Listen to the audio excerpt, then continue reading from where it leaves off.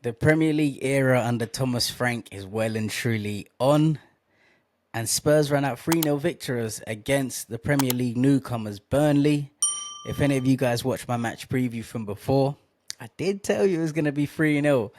But yes, obviously, before we do take a little dive into the game, of course, I understand it is Burnley. This is a game that Spurs should have won. Burnley are arguably going to be the favourite team to go down in the Premier League. So, of course, at home, we should be expecting to get 3 points. But let's not forget last season, guys. Both at home against Leicester and Ipswich, two teams that were absolutely dreadful in the Premier League last season. I don't even know if they got 10 wins between them together. Spurs lost to both of them at home last year. And yeah, whatever everyone says about the injury crisis, when we lost to Ipswich, we had a fully fit team, so there's no excuses there. And when we lost to Leicester, yes, of course, we had a few injuries, but still, we were way better than them, so we should have beat them. So let's not take that for granted, because games like that last season, we were still losing. So the fact that we got 3 points is a great start to the season, great start to, as I say, the Thomas Frank era in the Premier League. Now, getting into the game, of course, we've known about Thomas Frank's versatility, his ability to adapt, and we literally saw just that straight from the back. So, of course, against PSG, we set up with a three at the back. We played with like a 3-5-2, and on the weekend, we set up with a 4-2-3-1. So as you can see, from game to game, literally in a couple of days, we've got a completely different plan and a completely different formation, different personnel as well. We saw the likes of Bentancur, Paulinho, Danso come out of the team, and stepped in the likes of Archie Gray, Lucas Bergvall, and Pape Matar Sarr. Now, the thing is, the style even changed as well, because you can see in the PSG game, it was a lot of, we're just going to kick the ball long from goal kicks, because what's the point in taking a short kick and getting pressed straight away? Arguably one of the best pressing teams in the world. And against Burnley, yes, Burnley set up to press us, but let's be honest, of course, Thomas Frank realizes they're not going to be as good at pressing as PSG. So we were setting up, playing the ball from the back. So even the style changes as well. The little stuff you can see just shows that the type of flexibility that Thomas Frank's really going to go in, and game to game how different it's going to be. But talking about that midfield, so it was a base of Gray. It was more obviously in the two, it was a Gray and a Sarr, and then Bergvall was more advanced. Sometimes switch with, maybe it was like a three, so obviously Gray would sit behind, and then Bergvall and Sarr would be more advanced. But nonetheless, a very, very young midfielder. And I don't think, if anyone wants to let me know in the comments if we have, but I don't believe we've actually seen that midfield start. I think maybe one game in pre-season last year under Ange, because I remember everyone getting excited saying this was the future of Tottenham Hotspur's midfield, blah, blah, blah. But I don't believe we did see that. So as I said, if we have seen that once, let me know. But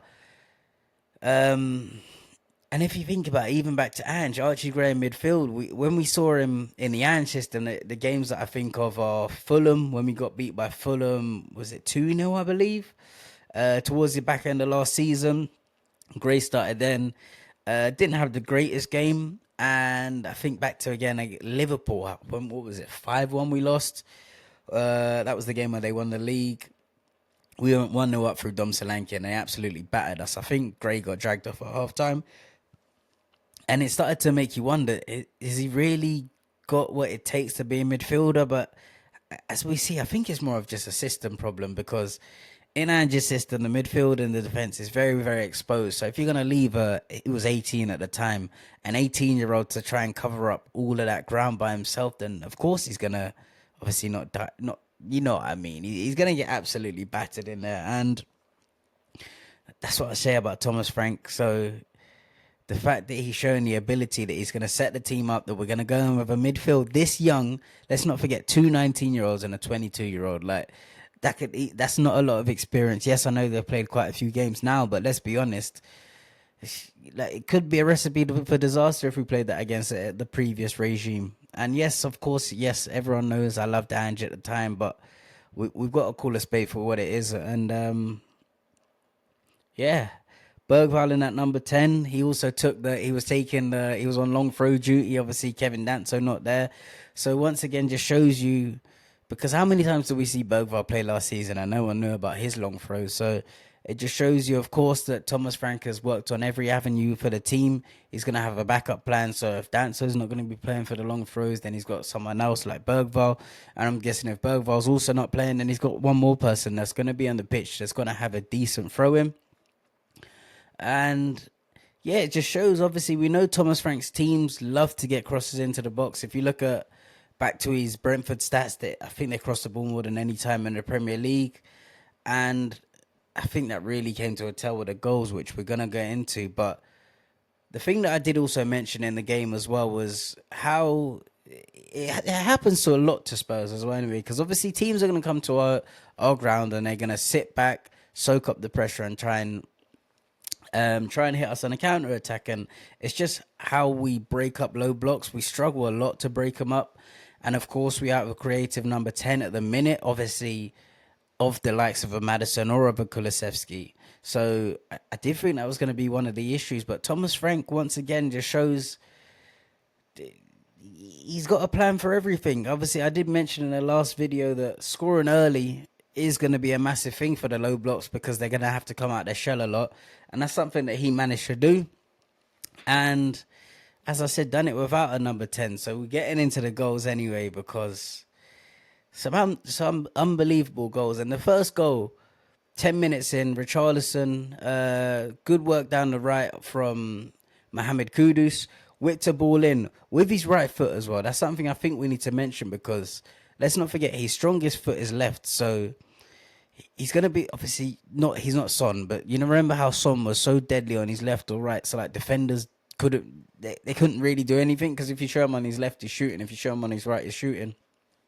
And yes, Kudus' shooting ability is nowhere near the level of Son, but the fact that if you're going to show him in on his left, he's going to have a shot. But if you're going to show him in on his right, then he's got the ability to deliver a good cross. And we saw that for both the goals. But obviously the first goal, he's put it into a lovely area. Richarlison, what a finish as well. Obviously this finish is being slept on a bit because of the absolute brilliance of the second goal, which of course we're going to get into. But a very, very tidy finish on the half volley. Very good goal. Very, very good goal. And good to see Richarlison. He's looking happy. He's really smiling on the pitch as well. And obviously, as long as we can keep him fit, he's going to be a massive asset for us. And then we get into the second goal. Once again, good work on the right for Kudus. I believe, was it the second? I think it was the second goal. It looked like he might have overrun it, but then managed to get it. As I said, another cross again with his right foot. What a finish. Scissor, bicycle, whatever the technical term for that is, because it's like a half scissor, half bicycle. But you know, either way, it was ridiculous. The finish was absolutely ridiculous. 2-0, Richarlison, absolute screamer. And I heard Thomas Frank actually say after the game that it's a shame that it happened so early in the season, because you know, goals, like with goal of the season, it tends to be a goal after the January that seems to get picked, because obviously it's so long to go, and for game week 1 there's going to be so many goals in between it now. So it's such a shame that it might not get goal of the season, but what a finish it was as well. And as I said, Richarlison with that confidence now, being a father, yes, I'll hold my hands up as well. I was one that said he had to go, but I think a big reason of why Richarlison had to go was because of his injuries, and I think a lot of Spurs fans are in the same boat as well. So if we can keep him fit, which is a big if, because I don't think that's something he's been able to do, but you just look back at the run he had under Ange. I can't remember how many goals he scored, but he went on a good run. Was it 7 and 7, maybe more? And he was just hitting the back of the net for fun. So as I said, if he keeps fit, good run of games, we know Richarlison can deliver. So let's hope that that's something we can do. The third goal, once again, if you want to go all the way back, it started off of Vicario. I think 17 passes. Every single player from the team touched the ball as well. So it just shows that obviously Thomas Frank, yes, he does like to go long. Yes, he does like to put crosses into the box, but will like to play football when the opportunity arises. And the fact that the team managed to slowly build it up all the way from the goalkeeper, as I said, he's rolled it out, build that all the way up, and then managed to break through the press, the slight press that Burnley had anyway. Sarr plays a lovely ball into Brennan Johnson. Brennan Johnson playing on the left. Yes, did not have the greatest of games, but obviously he's playing out of position. He's got to get used to it, but at the same time, he's popped up when he needed it the most, and it's a very good finish as well that he took. Little sort of outside the boot dink, sort of over the legs of the keeper, a nice finish, and last season's top goal scorer is already off the mark. So very, very good day, I believe, for the Spurs boys. Good, as I said, because at the start of the video, if the video before, if Thomas Frank went in and lost that first game, then the pressure from the fans just goes up straight away. So it's good for him to get the good start, but obviously I must add the caveat. Nuno got onto an unbelievable first 3 games. If you remember, we beat City. Who else was it? Wolves, and I can't remember the third game, but we won. I think it was Burnley as well, actually.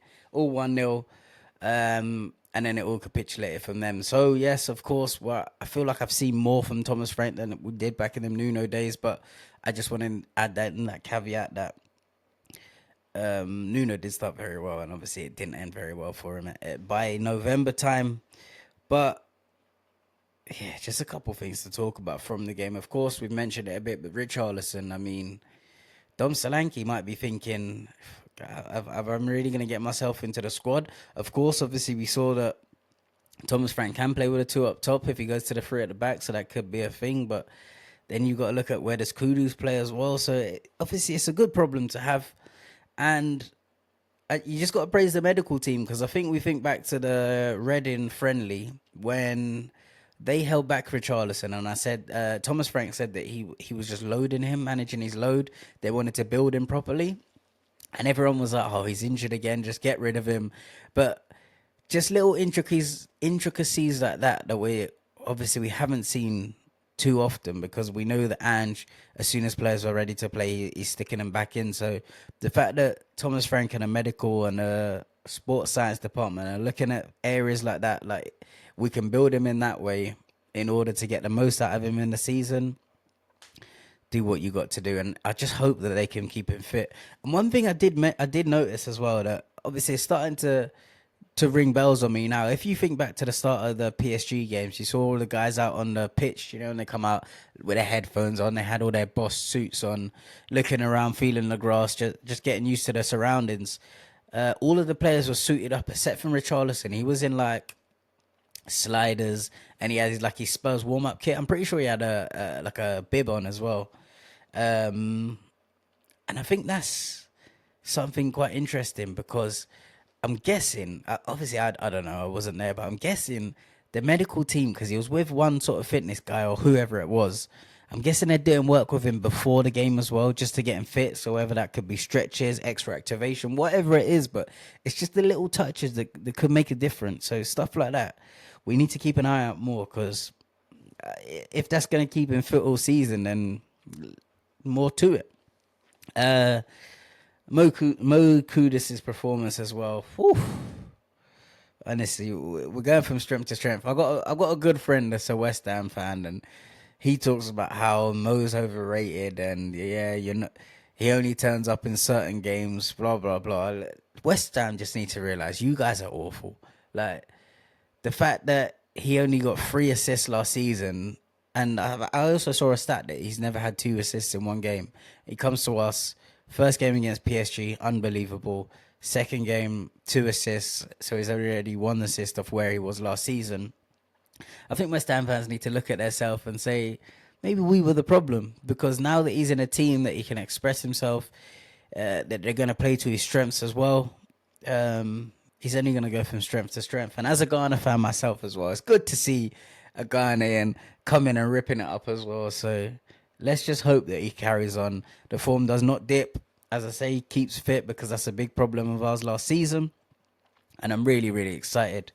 Just in a couple other bits in the game, I like the fact that Thomas Frank used 5 subs, something that Ange was quite not bad at, because obviously, of course, he knows so much about football management, but and the subs will come too late sometimes, or there's a lot of times where he wouldn't bring players off the bench. Thomas Frank used all 5 subs, which is another good thing to get minutes into other players. And it's just the fact that he's going to do it to keep the team fresh as well. So we're going to have less chances of players breaking down. I know obviously some injuries are unavoidable, but just the little touches like that could make such a big difference. But yeah, a very good start to the season. Of course, we didn't beat PSG, but we played very well. The very good performance against Burnley. Obviously, the caveat that yes, I know that we should have beat Burnley, but you can only beat what's in front of you. We kept a clean sheet, scored 3 goals.